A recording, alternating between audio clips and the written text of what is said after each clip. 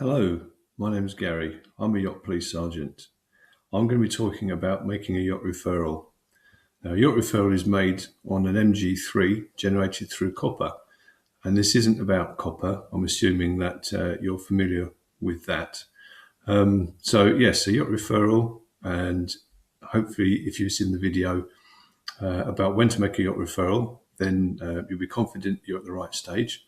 Now, a yacht referral is made on an MG3, and I'm going to quickly just go through some of the key pitfalls. And then once you've gone through the form, it needs to be emailed to your local yacht team, which is on a yacht space, and then your borough code. And they're still by borough. The yacht police teams are still embedded with their individual local authorities.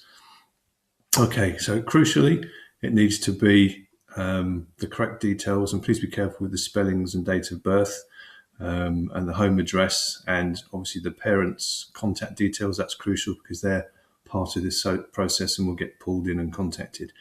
Merlin number, please make sure that you put the Merlin number down that relates to the arrest or caution plus 3 interview of the child that's been investigated, the one you're referring. We've heard previously where people have made the Merlin numbers up, or where it relates to the victim. That Merlin will prompt the officers to undertake research on the police systems, which is noted in section C below on the MG3. We had that on.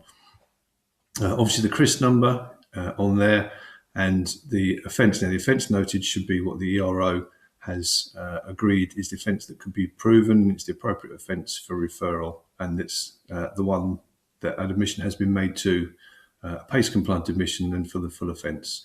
Brief circumstances of the offence, obviously that goes without saying. Doesn't have to be chapter and verse, as long as it makes it very clear and concise about what they've actually done and what they've actually admitted to.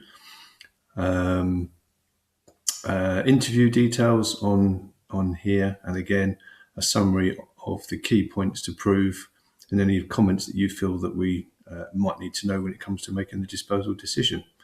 If you have any body-worn video, please note that in here if it's of relevance.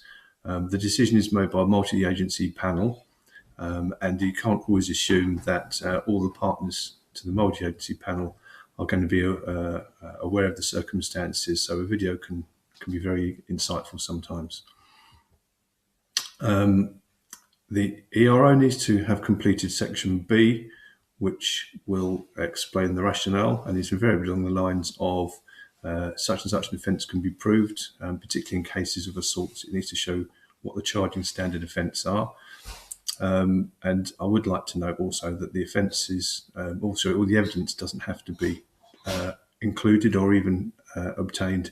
Worst case scenario is that the case gets rejected and does go to court. So as long as evidence is available, we don't need statements, and everything's seized at the stage of referral through to YOT.